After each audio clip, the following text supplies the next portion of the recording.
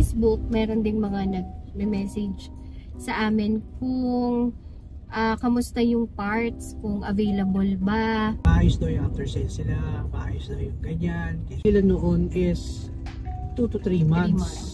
Max na yung 3 months. Max na yung 3. Laging response sa amin is wala pa. Wala pa. Okay, so okay lang sa kanila na sa kanila final yung complaint. Sila rin yung kino-complain. After sales mo, bagsak. Wala namang problema yung sa nakikita namin yung sasakyan. Bakit sumaya kapag after sales ang pinag-uusapan? Hi guys! So, welcome to the vlog. And so, medyo matagal tayong nakapag-gawa ng video. So, today, habang nagda-drive si Daddy papuntang MOA, mag-update kami sa inyo nung repair nung M-Zoom. So, last time, kung nanonood kayo ng vlog namin about sa M-Zoom, may na-mention kami na for repair to kasi nabangga yung likod niya. So, nabangga to noong, kailan to nabangga? Mga November. So, yun, nabangga siya ng November. So, inayos yung mga papers like sa insurance. Claim kami. Yung kiklaim namin kasi yung nakabangga. May insurance din naman. May insurance din siya. So, ayun, nag-submit kami sa GAC Pasig. Nag-file kami ng claim for repair ng aming M-Zoom na na-damage. Yeah, so, kasi may mga nagtatanong sa amin, sa Facebook, meron ding mga nag-message sa amin kung kamusta yung parts, kung available ba. Like, hindi naman yung parang major na like sa amin papalitan yung panel, may mga ganong papalitan.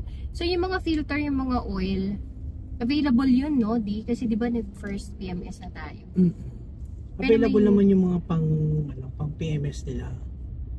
Ang problem is yung mga parts na i-import, like yung kapag may na-damage na pinto ba, na yung external part, like yung door or yung pintuan. Yung tawag ito, Ayun yung sa likod na pinto, yung sa trunk. Sa trunk, yun ay sobrang damage kasi siya. Well, yun lang. Actually, hindi naman totally super damage, di ba? Pero parang ano lang, kasi tinamaan kasi yung pati yung camera. Rear camera. Lumubog siya, tumabingi yung camera. So yun, mga hindi talaga na may re-recommend na i-repair or talagang papalitan siya ng buo, which is yun naman yung estimate na sinabit namin sa JC Pasig. It was submitted last December 2nd week 2023. So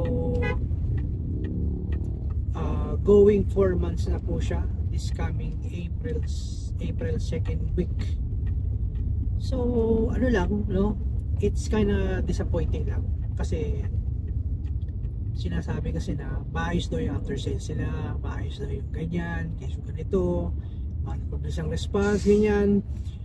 But in reality, no, hindi ang estimate lang nila noon is 2 to 3 months. Max na yung 3 months. Max na yung 3 months, hindi na raw maabot yun. But ngayon, going 4 months na. Ang nakakainis na part kasi dito is every time we talk to GAC Pasig na repair section nila, no? Si Sir Eric, yung supervisor doon, parang walang, ang laging response sa amin is wala pa. Ganun lang. Tatanungin mo, wala bang SLA yan, wala bang commitment o definite man lang na time? Sabihin man nila, after 10 months, darating yan. Wala walang ganun siya. As in, wala pa, ganun lang. Oo, ganun lang yung sinasagot, wala pa. So, parang tapos, medyo nakakainis. Oo, yung tinuturo. Walang assurance kung kailan talaga. Basta hintay ka lang. Yung distributor ng JC, si Astara. So, siya yung tinuro na ang makakapagbigay daw ng ng- makakasagot ng mga ano namin concerns. Oo. Eh as if naman na alam mo yun na Which is hindi na sasagutin dapat, kami. o hindi na dapat si Astara yung sasagot nun kasi dealer ka nga eh, 'di ba? Ikaw yung nagre-repair, ikaw yung sa kasa. So parang ang gusto niya mangyari, magdidiretso kami doon sa Astara. Doon kami magtatanong kung kailan yung Hindi naman yung, necessary ano, so, nag-send siya ng email. Oo. not necessary. Oo, parang sinasabi niya lang kasi tinuturo niya lang si Astara daw ang ang makakasagot. So sabi ko paano ako makaka-reach out kay Astara? Sabi ko ganoon kay kay Sir Eric. Papansinin ba kami nito? Parang ganyan, no? Sabi niya, sir, hindi kayo makakadiretso. So ano ngayon ang solusyon? So ayun nga, yun pa din ang sumatotal, yung after sales ang problem natin dito sa Pilipinas. Pag bumibili ka ng sasakyan, well, hindi naman lahat, di ba? So ayun guys, yung aming ang hanggang ngayon, so balak namin sana puntahan na lang yung GAC Pasig, at least makausap ko ng personal yung sa service kung ano na nga ba talaga. So pinag-file ka ng complaint, di ba? You can file a complaint via email. Ipo-forward ko sa ipo-forward namin ito sa distributor, si Astara. So kanino naka-file yung complaint, kaninong name? In-address ko siyempre kay GAC Pasig. Sila kasi yung doon ka nag-file ng application for parang repair. Okay, so okay lang sa kanila na sa kanila final yung complaint. Sila rin yung kino-complain. Pero parang isasubmit ganun. kay Astara. Yes, kasi parang Ang gulo sinasabi naman. niya, ang sinasabi niya kanya kasi is wala raw silang control. Ang nagpapadarating daw ng parts is si distributors, which is si Astara. So, yun ang pinaka-downside kasi nito Ng mga ng ganitong sasakyan. klaseng poor after sales. Kasi or kung bago pa siguro yung sasakyan, like mga China car, talagang wala pang mga I like don't yung mga think so naman. repair ay hindi no, kasi yung CS55 yung sa Chang'an, dumating yung ilaw no. Dumating 2 months, ilaw. 2 months, 3 months. Parang 3 months lang din Oo, yun. yun. Ganon din yung average time of waiting. Ang masama kasi nito is buti na lang nagagamit yung sasakyan. Yes, oo. What Diba? if What if kung nasira siya dahil sa mayroong parts na kailangan palitan inside the car or engine or kung may electrical or electronics, so maghihintay ka ng indefinite, wala kang inaasahang SLA sagot? Yes. kung kailan darating yung parts. So ano ang magiging sagot? Wala kang sasakyan. Ayun. In short. So, yung ipapakita kailangan may namin extra car. Isasama na lang namin sa video yung parang snip lang nung email ko to GAC Pasig filing a complaint with regard to to their response kung yung SLA nila paano maparating yung parts na kailangan, no? So, nakakalungkot honestly, no? Kasi parang pinili mo yung brand, so inaasahan mo na maganda yung brand.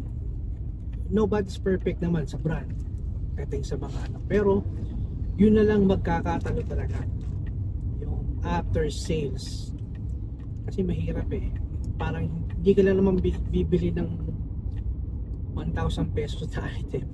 After sales and availability talaga ng mga parts. So, yun talaga major concern yun. Pansana kung 3 months talaga, 3 months. Pero, Ayun na nga. ang pangit kasi nung sagot na wala pa. Alam mo yun, di ba? Kahit sino naman siguro, pag may kailangan kang ipaayos, tapos ang sagot lang sa'yo, yung sobrang iksi lang na wala pa. Parang, kailan kaya yun, di ba? Parang ganun. Okay lang sana kung Okay lang sana medyo habaan sir, kasi ganito. Wala, hindi, wala pa. Parang nakakainis naman. nakaka-lungkot talaga. So, ayun lang guys, ang ating update sa MZoom. So, yung marami kasing mga nagko-comment na, so hindi na kami nakakapag-update sa vlog kasi nga waiting kami doon sa sana darating yung parts para masabi na rin namin sa inyo ilang months kami naghintay para doon sa parts na yon. Eh since ngayon nga April wala pa, so ano magko 4 months na wala pa. So, iniisip pa namin na pumunta dun sa Mias para lang kausapin sa Manila International Auto Show. Mismo talagang distributor ng JAC, no? Para at least mapaabot naman namin sa kanila. Benta naman kasi ng benta, tapos, di ba? After sales mo, bagsak. Doon ka talaga, syempre, dapat din magpursige sa after sales, hindi lang sa benta. Kasi, di ba, parang nakabenta ka kapag tapos naman nun. Wala rin ang mga update, di ba? So, syempre, hindi mo rin maiiwasan na magagalit yung ibang client po kasi ganyan yung experience ng after sales mo. Kasi buti na lang talaga nagagamit natin sa sasakyan. O, yung buti na lang bangga, so wala naman talagang problem na mga sa makina, ganyan. So, kawawa kung meron, di ba? Kasi, kung isa lang yung sasakyan niya, di good luck, talagang commute ka, tapos walang kasiguraduhan kung kailan yung wala pa. So, mga nagtatanong kung may re-recommend pa ba namin. So, malamang may magtatanong, no? Sigurado yan. Kung may re-recommend pa ba namin ang GAC. So, let's wait and see. Kasi wala namang problema yung sa nakikita namin yung sasakyan. Just like any other na sasakyan. Much worse lang kung talaga may problema. Talagang nakakatismaya kapag after sales ang pinag-uusapan. May mga dealership kasi and distributor ng mga brands na sasakyan na talagang hindi mo kailangan mag-follow up. Sila mismo magre-reach out sa'yo para ipaalam sa'yo anong status, kung ano na nangyari. Well, anyways. So, let's wait and see mga viewers namin sa JPG. Oo. So nag-iisip pa kami ng other content about MZU. Kung meron kayong suggestions, you can comment down below para magawa namin ng content. And ayun, basta update na lang namin ulit kayo kung kailan dumating ang pinakahihintay nating parts ng sasakyan sa likod. Yep. At ilang araw yun magagawa. Good luck. So, siguro sa gagawin baka medyo madali lang, no? Pero nung nagpa-PMS tayo nung last time, talaga ay nako, bongga din talagang waiting namin from 8 AM to almost 4 PM. Mga ganun bongga rin talaga ang waiting. Pero hindi naman ganun karami nagpa-PMS talaga. Dalawa lang kami actually. Dalawa lang. So, dyan sa JAC Pasig namin pinili kasi nga mas malapit sa amin. Although yung dealership namin kasi talaga Isa Alabang, which is nagdisumaya rin kami doon. Isang problematic dealer after sales din ang problema nila. At scheduling simple scheduling lang. After sales talaga, it boils down to after sales. Paano mag-handle ang customers, clients, no? So very important talaga ang after sales, no? Dito sa mga binibili natin kahit anong klaseng ano pa yan. Kasi syempre yan din yung nakakapagbigay sa atin ng stress, at pagka tinanong ka kung i-recommend mo pa ba yung binili mong item or sasakyan, syempre hindi na 100%. So it's up to you na lang to decide kung bibilin mo while watching sa mga reviews.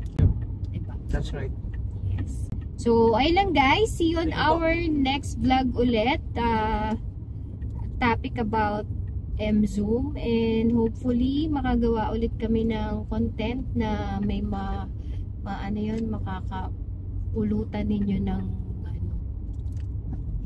information. And ayun, basta honest lang tong mga info na ibibigay namin sa inyo. So, see you on our next vlog guys. Bye! Bye!